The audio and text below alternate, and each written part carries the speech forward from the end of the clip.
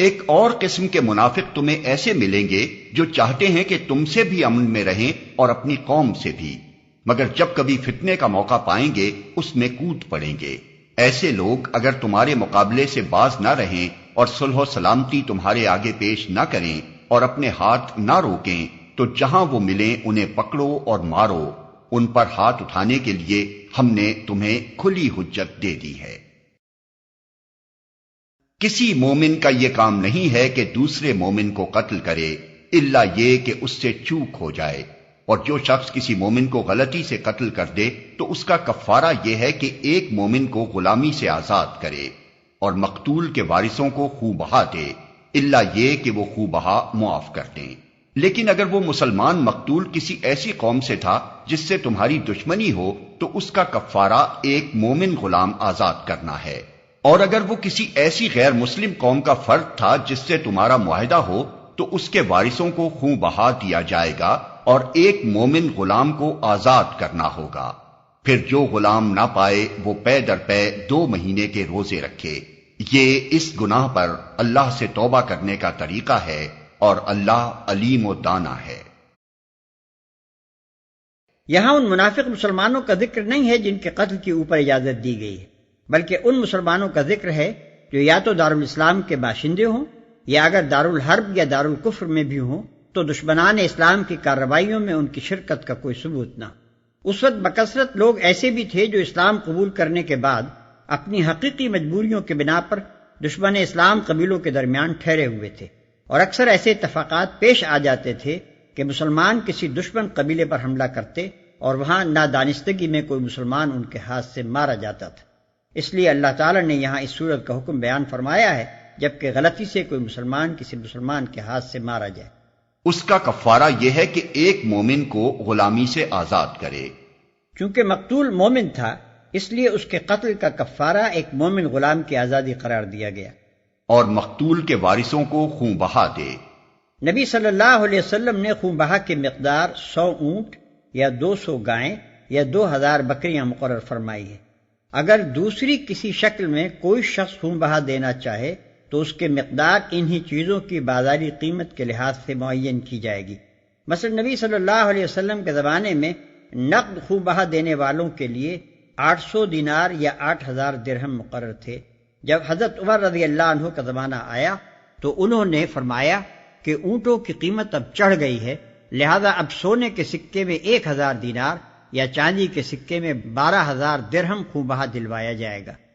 مگر واضح رہے کہ خون بہا کی یہ مقدار جو مقرر کی گئی ہے قتل عمد کی صورت کے لیے نہیں ہے بلکہ قتل خطا کی صورت کے لیے ہے۔ اور ایک مومن غلام کو آزاد کرنا ہوگا۔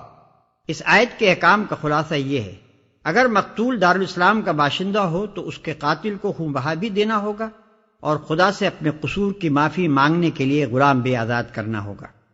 اگر وہ دارالحرب کا باشندہ ہو تو قاتل کو صرف غلام آزاد کرنا ہوگا، اس کا خون بہا کچھ نہیں ہے۔ اگر وہ کسی ایسے دارالکفر کا باشندہ ہو جس سے اسلامی حکومت کا معاہدہ ہے تو قاتل کو ایک غلام آزاد کرنا ہوگا اور اس کے علاوہ خون بہا بھی دینا ہوگا، لیکن خون بہا کی مقدار وہی ہوگی جتنی اس معاہد قوم کے کسی غیر مسلم فرد کو قتل کر دینے کی صورت میں عذر معاہدہ دی جانی چاہیے۔ پے در پے 2 مہینے کے روزے رکھے، یعنی روزے مسلسل رکھے جائیں، بیچ میں ناغہ نہ ہو۔ اگر کوئی شخص عذر شرعی کے بغیر ایک روزہ بھی بیچ میں چھوڑ دے تو از سر 9 روزوں کا سلسلہ شروع کرنا پڑے گا۔ یہ اس گناہ پر اللہ سے توبہ کرنے کا طریقہ ہے۔ یعنی یہ جرمانہ نہیں بلکہ توبہ اور کفارہ ہے۔ جرمانے میں ندامت و شرمساری اور اصلاح نفس کی کوئی روح نہیں ہوتی، بلکہ عموماً وہ سخت ناگواری کے ساتھ مجبوراً دیا جاتا ہے اور بیداری و تلخی اپنے پیچھے چھوڑ جاتا ہے۔ برعکس اس کے اللہ تعالیٰ چاہتا ہے کہ جس بندے سے خطا ہوئی ہے وہ عبادت اور کار خیر اور ادائے حقوق کے ذریعے سے اس کا اثر اپنی روح پر سے دھو دے اور شرمساری و ندامت کے ساتھ اللہ کی طرف رجوع کرے، تاکہ نہ صرف یہ کہ گناہ معاف ہو بلکہ آئندہ کے لیے اس کا نفس ایسی غلطیوں کے اعادے سے بھی محفوظ رہے۔ کفارے کے لغوی معنی ہے چھپانے والی چیز۔ کسی کار خیر کو گناہ کا کفارہ قرار دینے کا مطلب یہ ہے کہ یہ نیکی اس گناہ پر چھا جاتی ہے اور اسے ڈھانک لیتی ہے، جیسے کسی دیوار پر داغ لگ گیا ہو اور اس پر سفیدی پھیر کر داغ کا اثر مٹا دیا جائے۔ رہا وہ شخص جو کسی مومن کو جان بوجھ کر قتل کرے تو اس کی جزا جہنم ہے جس میں وہ ہمیشہ رہے گا، اس پر اللہ کا غضب اور اس کی لعنت ہے، اور اللہ نے اس کے لیے سخت عذاب مہیا کر رکھا ہے۔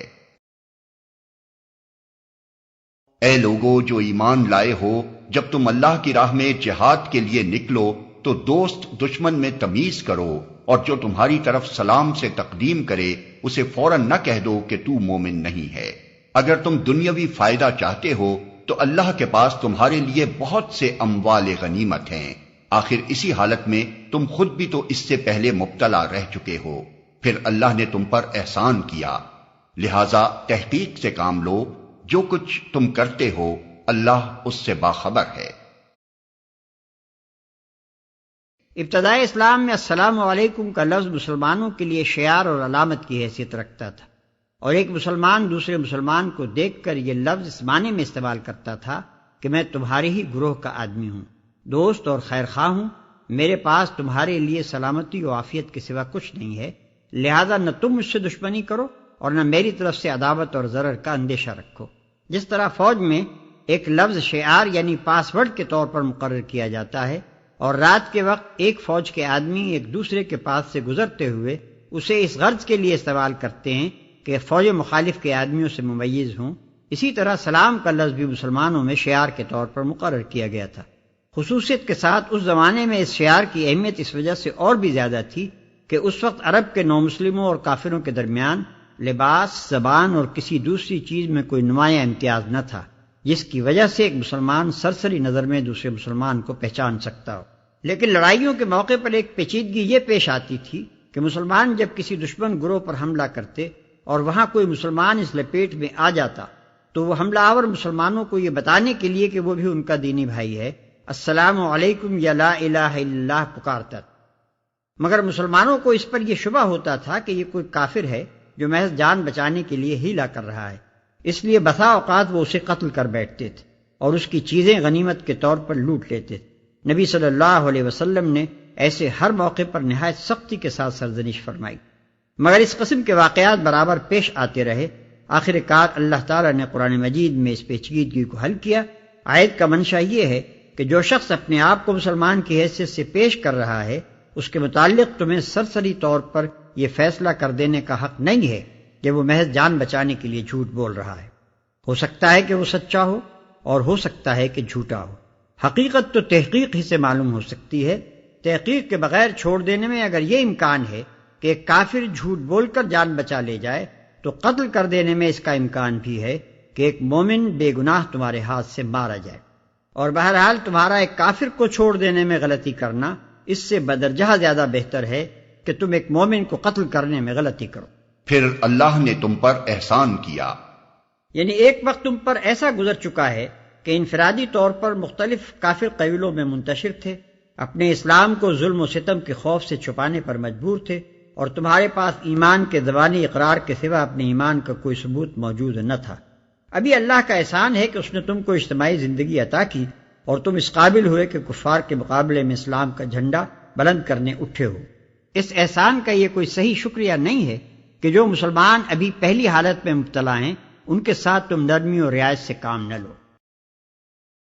مسلمانوں میں سے وہ لوگ جو کسی معذوری کے بغیر گھر بیٹھے رہتے ہیں اور وہ جو اللہ کی راہ میں جان و مال سے جہاد کرتے ہیں، دونوں کی حیثیت یکساں نہیں ہے۔ اللہ نے بیٹھنے والوں کی بنسبت جان و مال سے جہاد کرنے والوں کا درجہ بڑا رکھا ہے،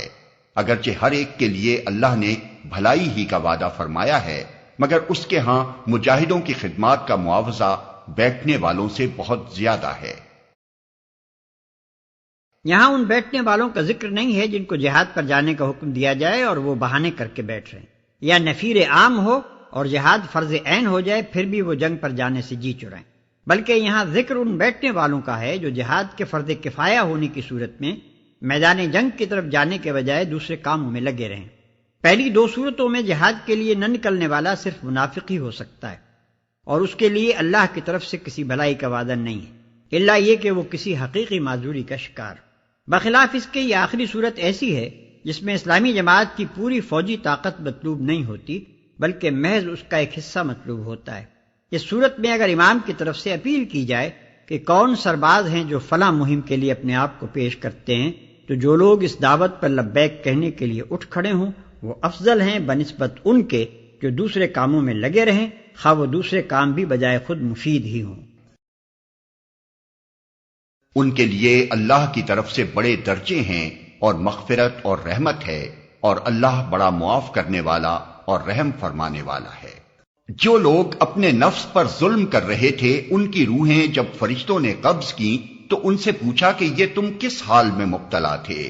انہوں نے جواب دیا کہ ہم زمین میں کمزور و مجبور تھے۔ فرشتوں نے کہا کیا خدا کی زمین وسیع نہ تھی کہ تم اس میں ہجرت کرتے؟ یہ وہ لوگ ہیں جن کا ٹھکانہ جہنم ہے اور وہ بڑا ہی برا ٹھکانہ ہے۔ جو لوگ اپنے نفس پر ظلم کر رہے تھے، مراد وہ لوگ ہیں جو اسلام قبول کرنے کے بعد بھی ابھی تک بلا کسی مجبوری و معذوری کے اپنی کافر قوم ہی کے درمیان مقیم تھے اور نیم مسلمانہ اور نیم کافرانہ زندگی بسر کرنے پر راضی تھے۔ درحال کہ ایک دارالاسلام مہیا ہو چکا تھا جس کی طرف ہجرت کر کے اپنے دین و اعتقاد کے مطابق پوری اسلامی زندگی بسر کرنا ان کے لیے ممکن ہو گیا تھا۔ یہی ان کا اپنے نفس پر ظلم تھا، کیونکہ ان کو پوری اسلامی زندگی کے مقابلے میں اس نیم کفر و نیم اسلام پر جس چیز نے قانع و مطمئن کر رکھا تھا وہ کوئی واقعی مجبوری نہ تھی، بلکہ محض اپنے نفس کے عیش اور اپنے خاندان، اپنی جائیداد و املاک اور اپنے دنیوی مفاد کی محبت تھی جسے انہوں نے اپنے دین پر ترجیح دی۔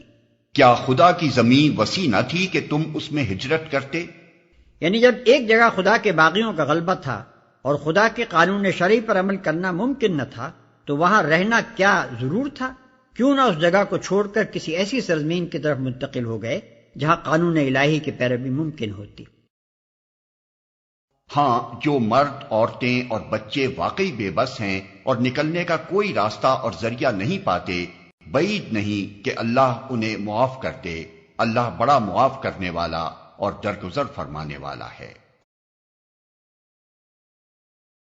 جو کوئی اللہ کی راہ میں ہجرت کرے گا وہ زمین میں پناہ لینے کے لیے بہت جگہ اور بسر اوقات کے لیے بڑی گنجائش پائے گا، اور جو اپنے گھر سے اللہ اور رسول کی طرف ہجرت کے لیے نکلے پھر راستے ہی میں اسے موت آ جائے، اس کا اجر اللہ کے ذمے واجب ہو گیا۔ اللہ بہت بخشش فرمانے والا اور رحیم ہے۔ یہاں یہ بات سمجھ لینی چاہیے کہ جو شخص اللہ کے دین پر ایمان لایا ہو اس کے لیے نظام کفر کے تحت زندگی بسر کرنا صرف دو ہی صورتوں میں جائز ہو سکتا ہے۔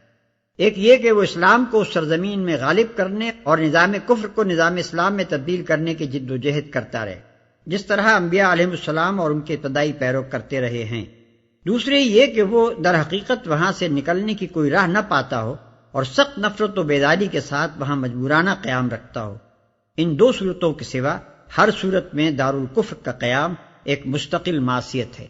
اور اس معصیت کے لیے یہ عذر کوئی بہت وزنی عذر نہیں ہے کہ ہم دنیا میں کوئی ایسا دارالاسلام پاتے ہی نہیں ہیں جہاں ہم ہجرت کر کے جا سکیں۔ اگر کوئی دارالاسلام موجود نہیں ہے تو کیا خدا کی زمین میں کوئی پہاڑ یا کوئی جنگل بھی ایسا نہیں ہے جہاں آدمی درختوں کے پتے کھا کر اور بکریوں کا دودھ پی کر گزر کر سکتا ہو اور احکام کفر کی اطاعت سے بچا رہے؟ بعض لوگوں کو ایک حدیث سے غلط فہمی ہوئی ہے جس میں ارشاد ہوا ہے فتح مکہ کے بعد اب ہجرت نہیں، حالانکہ دراصل یہ حدیث کوئی دائمی حکم نہیں ہے، بلکہ صرف اس وقت کے حالات میں اہل عرب سے ایسا فرمایا گیا تھا جب تک عرب کا بیشتر حصہ دارالکفر و دارالحرب تھا اور صرف مدینہ و اطراف مدینہ میں اسلامی احکام جاری ہو رہے تھے۔ مسلمانوں کے لیے تاکیدی حکم تھا کہ ہر طرف سے سمٹ کر دارالاسلام میں آ جائیں، مگر جب فتح مکہ کے بعد عرب میں کفر کا زور ٹوٹ گیا اور قریب قریب پورا ملک اسلام کے زیر نگی آ گیا تو نبی اکرم صلی اللہ علیہ وسلم نے فرمایا کہ اب ہجرت کی حاجت باقی نہیں رہی ہے۔ اس سے یہ مراد ہرگز نہ تھی کہ تمام دنیا کے مسلمانوں کے لیے تمام حالات میں قیامت تک کے لیے ہجرت کی فرضیت منسوخ ہو گئی ہے۔